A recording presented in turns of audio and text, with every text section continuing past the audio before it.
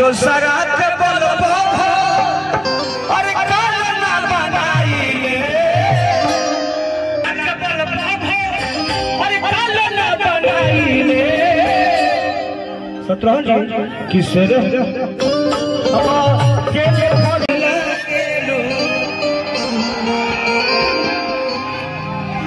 भाई भाई भाई भाई भाई अरे की दूसरा के बोलबो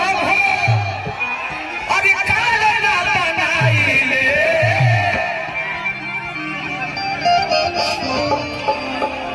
भाई की दूसरा के बोलबो अरे काल ना बनाइले किसर हाई सोना हम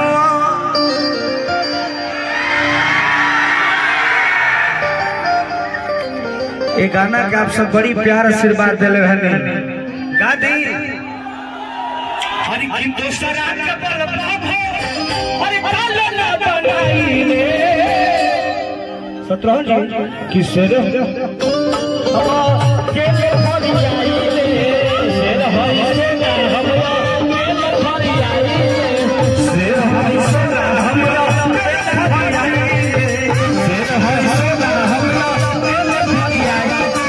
सासर सासर हमको पीछे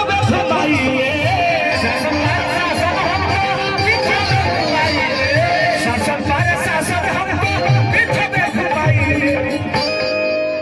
बहुत अच्छी एक्टर है वो आई है बच्ची मेरे साथ काम की है वो बहुत वायरल है नाम भूला गया चांदनी के बहन है चांदनी के बहन है भाई देखिए चांदनी इनकी बड़ी बहन है इनका ब्यूटी बहन मेहता नाम है आप लोग इनको बहुत प्यार दिए हैं रील के माध्यम से ब्यूटी जी है चांदनी बहुत अच्छी एक्टर उनकी बहन है ब्यूटी जी के लिए एक बार आप सब ताली बजा दीजिए चांदनी के बहन है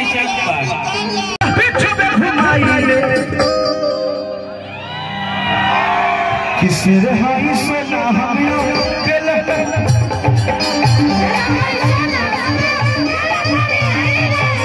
रहाई से ना हमें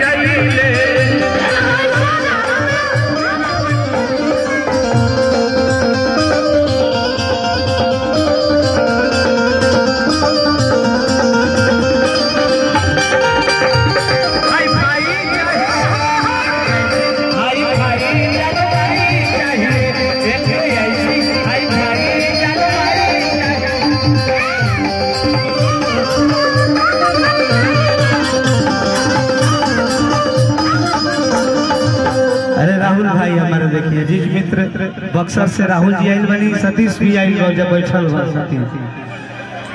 अरे की ठोकिले सीधे हो अरे सजा परियार हो बक बक बोले वाला अरे कामना हमार हो अरे की ठोकिले सीधे हो अरे सजा परियार हो बक बोले वाला कामना हमार हो